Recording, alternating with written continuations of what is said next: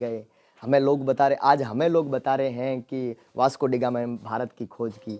आज हमें बता रहे हैं कि केपलर ने नवग्रहों की खोज की। जबकि पंडित जी हाथ में जल देके हमको हमेशा मंत्र वो बोलते थे, ब्रह्मा मुरारी त्रिपुरांतकारी भानु शशि भूमि सुतो बुधस्य गुरु शुक्र शनि राहु केतु सर्वग्रह शांति करो भवन्तु। अब बताओ केपलर ने बताया या पंडित जी ने बताया?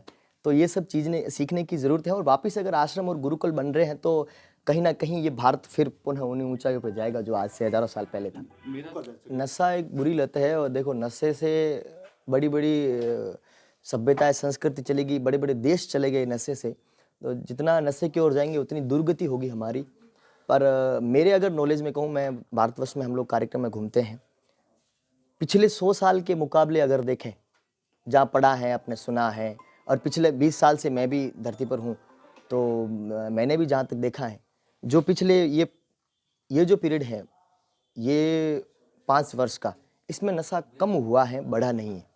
अगर कहीं किसी क्षेत्र में बढ़ा होगा तो मुझे तो पता नहीं है, पर मैं जहाँ जागरण के स्तर पे जाता हूँ, वहाँ कम हुआ है। पहले सत्संग होती थी तो पहले वो थाली में डाल के बीड़ी, सिगरेट, अमल वो सब पहले ला के रखते थे और जागरण बाद में चालू होती थी। तो वो सब चीज़ें हटी हैं। आज जागरण के अंदर बैठकर कोई सिगरेट पीने से पहले 1000 बार सोचता है कि कैमरे में आ जाऊँगा या कोई भजन कलाकार बोल देगा। गुटखा खाने से पहले सोचते हैं। तो ये बहुत बदल रहा है और अगर नशा बुरी चीज़ है और नशे को त्यागना ही हमारे उन्नति का मार्ग रहेगा।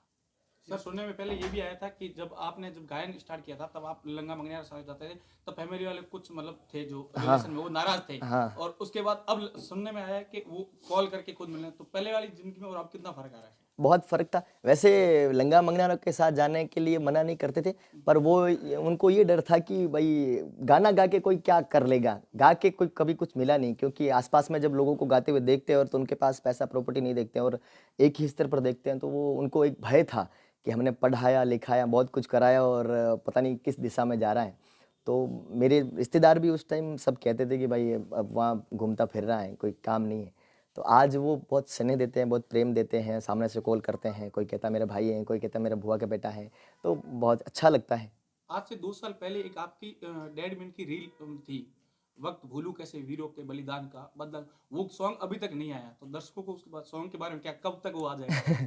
हाँ, बदले के लिए उसको 2-3 साल हो गए हैं और वो ट्रेलर लॉन्च करने के बाद मुझे लगता है मेरे चैनल पर ऐसा कोई गाना नहीं है जिसके नीचे कमेंट नहीं आया हो कि बदला सॉन्ग कब आएगा। बहुत जल्दी आएगा, उसके पीछे बहुत बड़ा राज है और बहुत जल्दी आएगा। आप तो राज चिंता कटाक्ष हो जाए आज। नहीं, राज जब आएगा तब अपने आप राज सारे खुल जाएँगे। बिल्कुल। चलो, पहले तो आप सभी को जय माता जी की, जय श्री राम। बाड़मेर मेरा अपना स्थान है, कोटड़ा से हूँ। तो बाड़मेर में मुझे कार्यक्रम करने की बड़ी खुशी रहती है और आज मनोकामना पूर्ण महादेव ऑफिसर कॉलोनी में मेरा प्रोग्राम है और बाड़मेर में बहुत प्रोग्राम कम करने का मौका मिलता है, तो आज बड़ा उत्साह है और मेरे मित्र लोग जितने भी बाड़मेर में भाई लोग रहते हैं तो बड़े उत्साह हैं और सब लोग कार्यक्रम के लिए आतुर हैं। तो महादेव को रिझाने के लिए आए हैं। तो कुछ आपके अपने बारे में बताइए, किस तरीके से आपने इस संगीत लाइन को चुना, क्योंकि लोग इसको कम चुनते हैं, क्या वजह रही इस पीछे चुनने के पीछे? संगीत तो मेरा बचपन से ही शौक था, वैसे मैं गाता था वो बाल्टी बजा के कलर वाली। पर जब से गाने लगा ना तो एक अलग ही अनुभव हुआ और मैं लगभग 12th की ना, तो उस टाइम में स्कूल का लास्ट जो पीरियड था, उस टाइम में मुझे संगीत का लगा कि मुझे संगीत में करना चाहिए। पहले तो मैं गाता था, ठीक है, पता नहीं था कि गाना क्या होता है, गा लेता था, हमेशा फर्स्ट आता था। पर जब 12वीं में था तो उस टाइम मैंने गाया, सब लोगों ने बड़ी सराहना दी, आशीर्वाद दिया कि बहुत अच्छा गाते हैं। तब मुझे पता चला कि भाई गाने से भी लोग इम्प्रेस होते हैं। तो किसी से सीखा या फिर अपने आप ही, या फिर कोई सबसे आपका मॉडल रहा या फिर कोई आपका ऐसा कोई रहा होगा जिसके देख के आपने मतलब ये फील्ड चुना? वैसे तो सबसे सीखता था मैं, जो भी छोटा बड़ा हर कलाकार से सीखने को मिलता था। राजस्थान के सभी भजन कलाकारों से भी सीखा और भी जो अपने लंगा मंगनियार जो गाते हैं उनसे भी बहुत कुछ सीखने को मिला। बॉलीवुड के बहुत सारे कलाकार हैं, उनसे भी बहुत कुछ सीखने को तो मिला। आपने कहाँ कार्यक्रम किए हैं जो मतलब चाहे राजस्थान हो, राजस्थान से बाहर भी? राजस्थान से बाहर लगभग बहुत सारी जगह किया, जहाँ अपने मारवाड़ी जहाँ रहते हैं ना वहाँ लगभग हर जगह किया। तो ऐसी कोई जो कार्यक्रम जो आपको याद आ रहा हो जैन में बार बार, के वो कार्यक्रम बहुत मस्त था, या फिर और भी कुछ?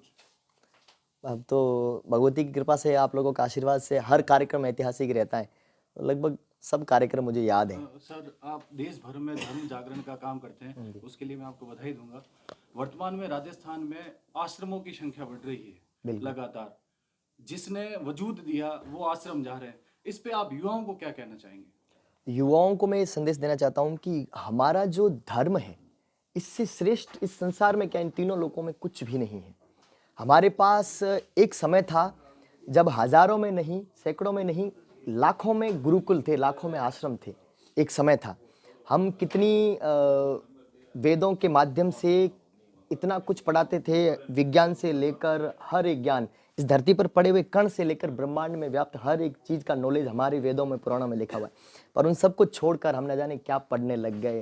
आज हमें लोग बता रहे हैं कि वास्को डी गामा ने भारत की खोज की।